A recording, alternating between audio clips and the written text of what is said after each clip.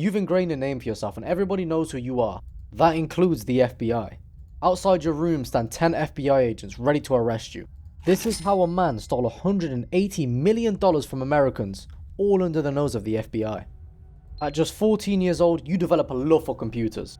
You join a little group by the name of the Keebler Elves, a cyber gang at the time, and quickly gain notoriety with your name, Soup. At just 14 years old, you're responsible for defacing the government website of India. Nobody would know it was you at the time, but you find it absolutely comical. You notice a few of your friends making quite a fair bit of money online.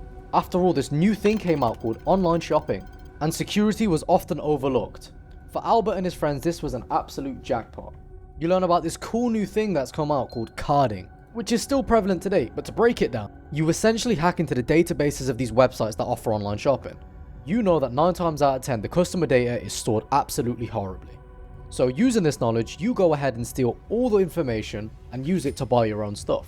You get bored one day and like any 14-year-old would, you decide to hack into the national database of NASA. It will not take long before this comes back and bites you. After just 1 week, you get a little knock at the door from the FBI. The feds are absolutely furious and threaten to give you 20 years in jail.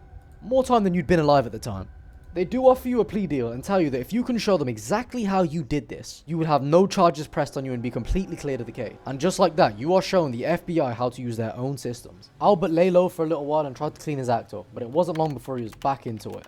At 22 years old, Soup was back online and joined a hacking forum by the name of the Shadow Crew. Now he did what he did best. He jumped straight back into the game of carding, but this time around, the whole game had changed. Hackers had found a way to take the stolen information from credit cards on websites and use them at nearby ATMs to actually pull out physical cash. This is otherwise known as cloning, and Gonzales absolutely abused this. He was turning over thousands per month. This was the most money he had ever seen. Soup would end up becoming one of the top figures in the Shadow Forum. He ended up becoming a moderator, which put a massive target on his back. The feds were watching pretty much everything he was doing. He just didn't know it yet. Fast forward to 2003 and the FBI think they've got their man. Officers were deployed to a nearby ATM that they thought that he would be going to. He was allegedly disguised as a female and stood at an ATM for over an hour with over 100 bank cards on him. The police car just sat there and watched him as he cashed out thousands. Eventually they swooped in, grabbed him, arrested him, and pinned him down. They took him down to the station and it was not long until they figured out who their man was. Soup was the guy who just a few years back had hacked into NASA's database and gotten away scot-free with something. He was facing up to 20 years once again. He was given the opportunity to bargain with the feds and eventually they came down to it. Gonzales would work as a double agent to take down the Shadow Crew forum. The moderator status would gain him a level of trust that nobody else could gain from that group. Everybody in the Shadow Crew forum was absolutely critical of their security. Gonzales suggested that he deploy a VPN to be able to see all of the traffic and information coming in and out through the website. So Gonzales deployed a link and pinned it into the forum and let everybody know that they should be using this VPN. The feds could see absolutely every single piece of traffic going in and out throughout the forum on anybody who had downloaded this VPN. By October the 26th of 2004, Operation Firewall was a success and Shadow Crew was completely terminated. Amidst Operation Firewall, while all his comrades were getting arrested and he was getting away with everything, a new way to make money illegally had just come out. This new thing called Wi-Fi had just been released and everybody was jumping on the bandwagon. Albert gathered a few of his old comrades and instantly pounced on the new money-making opportunity. We are war driving. It's a computer term for driving around with a laptop, tapping into unsecured wireless networks. Think of his laptop as a police scanner picking up different frequencies. Albert gathered his crew, so let me introduce you. Stephen Watt, John James, and Christopher Scott. I could make an entirely different video about Jonathan James, but keep him in mind as his story is quite tragic. Albert and his crew went out war driving and ended up finding their target. With little to no effort, they found TJ Maxx as their prime target. They were turning over thousands a month, but this just was not efficient enough for Albert. His eyes were set on the parent company of TJ Maxx, TJX. By having access to them, he would have access to Marshalls, Home Goods, TJ Maxx, and a bunch of other stores. Gonzales and his crew used sophisticated SQL injection techniques and planted malware to collect all credit card data in real time. TJX had absolutely no idea their companies were compromised until it was way too late. At his peak, Gonzales was burying cash in his parents' backyard. He was raking in millions a month. He would have all his rivals arrested, any competition that he deemed dangerous arrested, or inform them of anything suspicious outside of his section. Now, while all of this is happening, Albert makes a new friend by the name of Maxim. I'm not even going to try to say his last name. Now, Maxim was the next big step to expand the entire operation.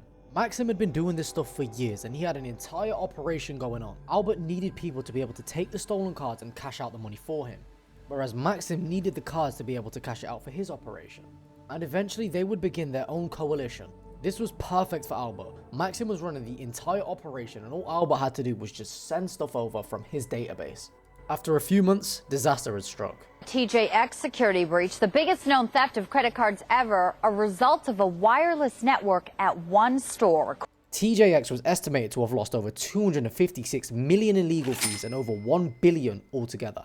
Now, Albert was still working as an informant for the Secret Service at the time, so he had access to private information that he shouldn't have known. He essentially completely backed out of hacking TJX months prior to the publicization. After an FBI transcript, he could be found saying, "After those, at General Dynamics almost owned me with a 0 day, while I was owning TJ Maxx, I didn't want to risk anything." Now, making so much money, Albert became extremely lazy. He became kind of complacent. He wasn't performing as well. The Secret Service were not happy with his performance. The Secret Service would eventually fire him, and this would be the biggest mistake Albert made in his entire career. By not being able to steer the feds away from himself and Maxim, the feds began to clock onto what was really going on. Albert and his crew got together and stole the engineering documents for the most popular credit card terminal in the country. Steven would be responsible of working on an even more powerful version of the software initially using the TJX hacks. By having the engineering documents, they knew exactly how to push updates onto the systems, and hacked into a Dave & Buster's with a shoddy security network and updated all of their devices with it. This new sniffer would spread like wildfire, and to this day, we still do not know how many terminals were actually hacked with it. The FBI and Secret Service already knew who Maxim was and knew what his entire operation was, but they began to question where he was actually getting the cards from. In the eyes of the Secret Service, he had an endless supply of cards that were all coming from the United States. So they began the Operation Card of Chaos. So eventually Maxim reached Turkey. The Secret Service would then use a stripper to lure him into a room, where they would then steal his laptop and have access to his entire hard drive. Problem was, it was encrypted. Maxim had no idea anybody had cloned his hard drive. Now the Secret Service told the Turkish officials to have a quick chat with Maxim. They ended up taking him to a torture chamber, beating the life out of him for hours until he passed out, and he eventually revealed the passphrase. Now, due to Albert's past, it was almost instantaneously that they caught on to it being Albert. But the first thing they did, the very next day after finding out all this information, was arresting the other 3 people involved. Now, this is where the story takes a bit of a dark turn. Jonathan James thought he was betrayed. After finding out Gonzales' Secret Service past, he thought he would never have a fair trial. He left a final note for his family, which reads, "I honestly had nothing to do with the TJ Maxx hack. I have no faith in the justice system, and Albert Gonzales is one of the most destructive and dangerous hackers of all time. They'll let him off easy because I'm a juicier target. Sitting in jail for 20 years for a crime I didn't commit isn't me winning. I die free." This would unfortunately be the end of Jonathan's story. He tragically took his own life from a self-inflicted gunshot wound.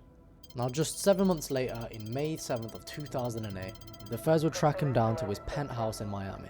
His entire building would be swarmed by a SWAT team. The SWAT team stormed in, pinned him down to the ground, and arrested him. At just 28 years old, prosecutors believed him to be the biggest cybercrime kingpin at the time, and charged him for the largest hacking identity theft caper in US history.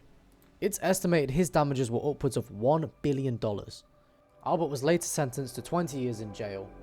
However, he actually walks free today, and little is known as to what he's doing and where he is now.